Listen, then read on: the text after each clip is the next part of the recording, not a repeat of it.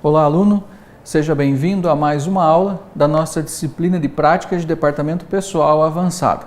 Hoje nós falaremos sobre salário e remuneração. Bom, salário refere-se àquele valor, o pagamento em dinheiro que o funcionário tem direito a receber, que é a contraprestação do tempo, do conhecimento, da força física que ele demanda para executar a sua função. Já a remuneração, ela representa um pacote mais amplo. Por exemplo, hoje, quando nós vamos contratar um novo profissional, tem um valor então que é o salário, por exemplo, R$ 1.500, porém ele também vai ter direito, por força de convenção coletiva, ao vale alimentação de mais ou menos uns R$ 350. Então, quando a gente fala em salário, a gente está falando aos R$ 1.500, o valor registrado, anotado na carteira. E quando a gente fala em remuneração, envolve todo esse pacote, como por exemplo o vale alimentação, que o colaborador acaba considerando isso como se fosse também uma espécie de renda. Então a remuneração ela é uma contraprestação paga pelo empregador ao empregado pelo serviço prestado. Esse valor ele é definido pelo mercado, principalmente por convenções coletivas, e hoje, devido à situação que o nosso país está atravessando, a gente vê como essa atuação do mercado é tão forte na questão da remuneração. Enquanto nós tínhamos no passado aí convenções coletivas que chegavam a reajuste de 17%, hoje nós temos convenções fechando com reajuste de 2,5%. Então a gente consegue perceber bem como o mercado atua na questão da remuneração dos colaboradores. O salário ele tem dois tipos, ele pode ser aquele direto, que é pago diretamente ao empregado, e tem também o indireto.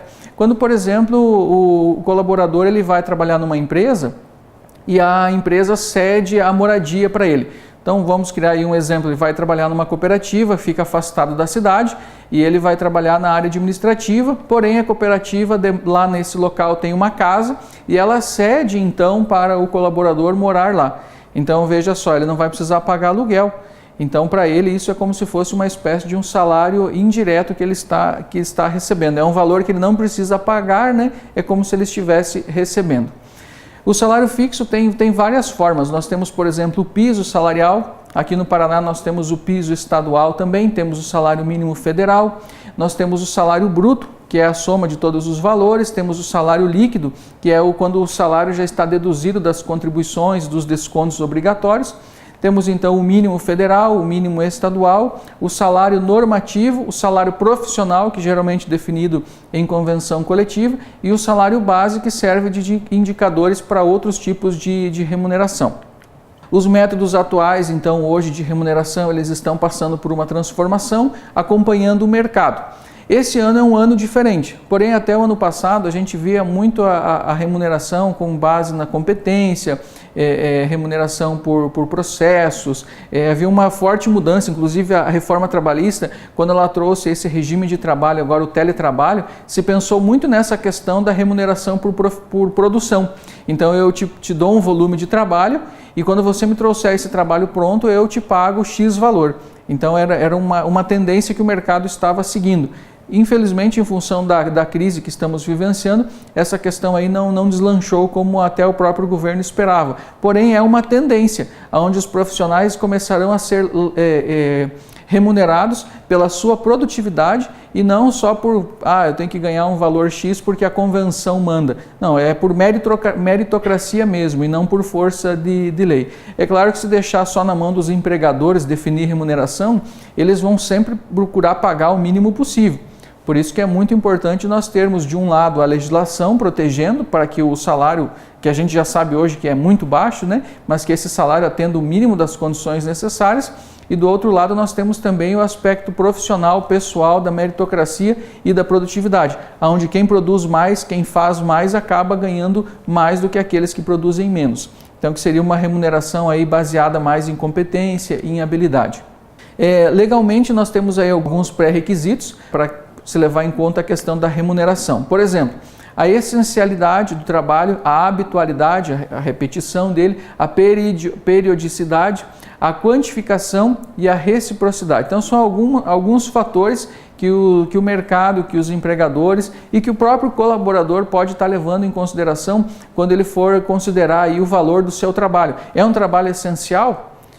A gente geralmente toma como, por exemplo, o Neymar, Então, se nós tivéssemos vários jogadores iguais ao Neymar, com certeza o passe dele, o salário dele não seria tão alto. Então, por ele ser diferente no mercado, por terem poucos Neymar aí no mercado, que o salário dele, a remuneração acaba sendo tão alto. Então, o empregado também pode considerar isso na hora de calcular aí o quanto ele gostaria de receber pelo seu trabalho.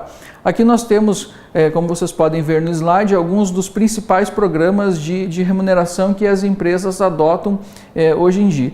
As principais são a remuneração variável, que é aquela que segue a comissão, né? Então tem um salário fixo e mais uma comissão. Nós temos a remuneração por habilidade e a por competência, e também a remuneração funcional, que vai ser de acordo com o cargo, com o trabalho que for exercido pelo colaborador na empresa.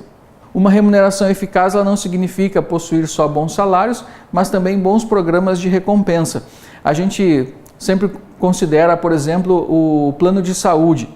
Então, a empresa que oferece plano de saúde para o seu colaborador, ela já é muito melhor vista no mercado, porque o colaborador sabe hoje o quanto custa a manutenção de um plano de saúde. Então, se a empresa fornece o plano de saúde gratuitamente, ou seja, o colaborador só pagará a sua coparticipação, então isso para ele é uma vantagem muito grande. E a remuneração ela está evoluindo, está cada vez mais acompanhando as necessidades aí dos colaboradores, mas também dentro da possibilidade do mercado. É claro que, quanto empregador, se ele pudesse fazer o máximo e o melhor e pagar os melhores salários, ele pagaria. Porém, se ele fizer isso, de repente o custo do produto dele, da prestação de serviço dele, ficaria fora do mercado e tanto ele quebraria quanto o empregado acabaria ficando desempregado.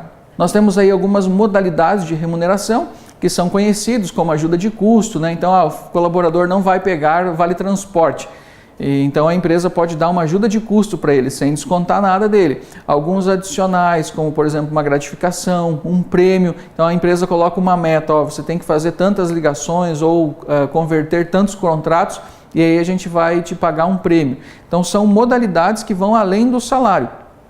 O salário é aquele valor anotado na carteira, né? Que é o mínimo que ele vai receber pela sua jornada de trabalho. Porém, a empresa não precisa ficar limitada. A legislação permite outras formas de complemento desse salário, por exemplo, a gorjeta, o prêmio, uma ajuda de custo, um adicional, que são interessantes e acabam até fazendo com que o colaborador se sinta mais motivado a trabalhar, a ir além. Se a empresa sempre paga o mínimo, infelizmente o que ela vai ter na maioria dos casos é um mínimo de contraprestação. Agora, se a empresa ela consegue ir um pouco além, o colaborador geralmente dá a contrapartida e consegue ir um pouco além também na sua prestação de serviço. Muito bem, pessoal, nessa aula era isso. Nos vemos na nossa próxima aula. Muito obrigado.